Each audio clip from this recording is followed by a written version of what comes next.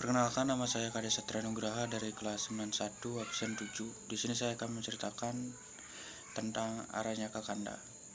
Aranyaka Kanda adalah kitab epos Ramayana yang menceritakan kisah petualangan Sang Rama dan Laksamana di tengah hutan dan bagaimana beliau membantu tapa Resi Wiswamitra di sebuah asrama untuk mengusir para raksasa yang datang mengganggu.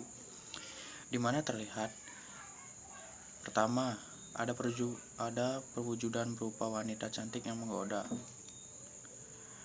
Kedua, dan seekor kijang kencana yang meloncat sangat lucu sebagai penyebab terculiknya Dewi Sita, yang mengingatkan kita pada sebuah tarian klasik dari Bali, yaitu tari Kijang Kencana.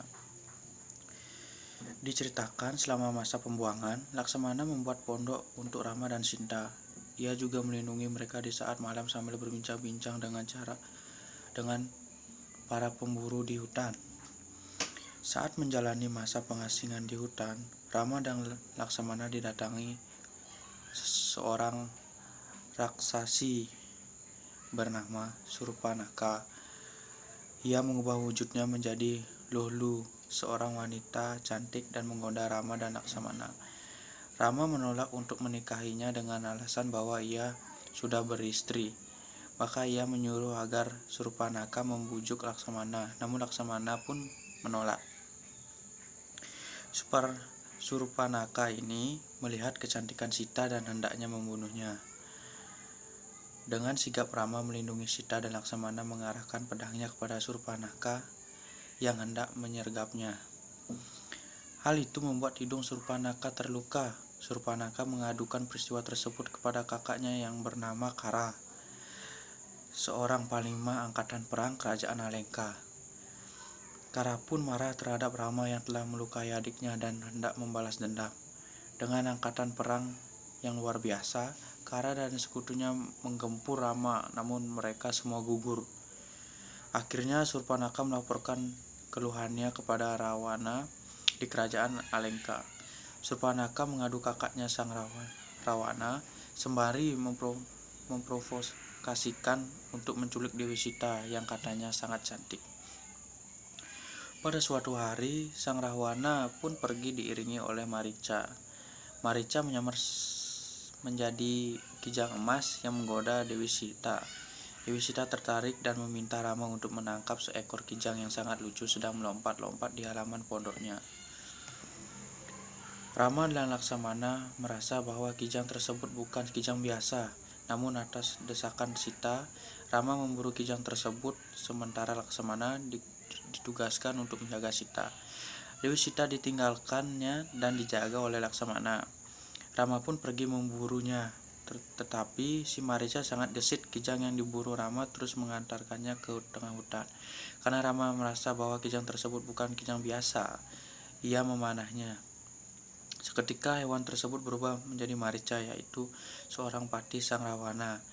Saat Rama memanah kijang kencana tersebut, hewan itu berubah menjadi raksasa Marica dengan mengerang dengan suara keras. Sita yang merasa cemas menyuruh Laksamana agar menyusul kakaknya ke hutan. Karena teguh dengan tugasnya untuk melindungi Sita, Laksamana menolak secara halus. Kemudian Sita berprasangka bahwa Laksamana memang ingin membiarkan kakaknya mati di hutan, sehingga apabila Sita menjadi janda, maka Laksamana akan menikahinya. Mendengar perkataan Sita, Laksamana menjadi sakit hati dan bersedia menyusul Rama, namun sebelumnya ia membuat garis pelindung dengan panah agar makhluk jahat tidak mampu meraih Sita. Garis pelindung tersebut bernama Laksamana Reka dan sangat ampuh melindungi seseorang yang berada di dalamnya selama ia tidak keluar dari garis tersebut. Saat Laksamana meninggalkan Sita sendirian, raksasa Rawana yang menyamar sebagai seorang Brahmana muncul dan meminta sedikit air kepada Sita. Karena Rawana tidak mampu meraih Sita yang berada dalam Laksamana Reka, maka ia meminta agar Sita mengulurkan tangannya. Pada saat tangan Rawana memegang tangan Sita, ia segera menarik Sita keluar dari garis pelindung dan menculiknya. Laksamana pun akhirnya menyusul Rama ke hutan. Rama terkejut karena Sita ditinggal sendirian. Ketika mereka berdua pulang, Sita sudah tidak ada. Rawana bertemu dengan seekor burung sakti, sang Jatayu, tetapi Jatayu kalah dan sekarat. Laksmana yang sudah menemukan Rama menjumpai Jatayu menceritakan kisahnya sebelum ia mati. Menurut kitab Purana, Laksmana merupakan penitisan Sesa. Sesa adalah ular yang mengabdi kepada Dewa Wisnu dan menjadi ranjang ketika Wisnu beristirahat di lautan susu. Sesa menitis pada setiap awatara Wisnu dan menjadi pendamping setianya. Dalam Ramayana, ini menitis kepada Laksamana, sedangkan dalam Mahabharata ia menitis kepada Baladewa. Laksamana merupakan putra ketiga Raja Desarata yang bertahta di kerajaan Kosala dengan ibu kota Ayodhya. Kakak sulungnya bernama Rama, kakak keduanya bernama Bharata, dan adiknya sekaligus kembarannya bernama Satrugna. Di antara saudara-saudaranya, Laksamana memiliki hubungan yang sangat dekat terhadap Rama. Mereka bagaikan duet tak terpisah. Ketika Rama menikah dengan Sita, Laksamana juga menikah dengan adik Dewi Sita yang bernama Urmila. Meskipun keempat putra Raja Dasarata saling menyayangi satu sama lain, namun Satrugna lebih cenderung dekat terhadap Bharata, sedangkan Laksamana cenderung dekat dengan Rama. Saat Resi Wiswamitra datang meminta bantuan Rama agar mengusir para raksasa di hutan Dandaka, Laksamana turut serta dan menambah pengalamannya bersama kakaknya.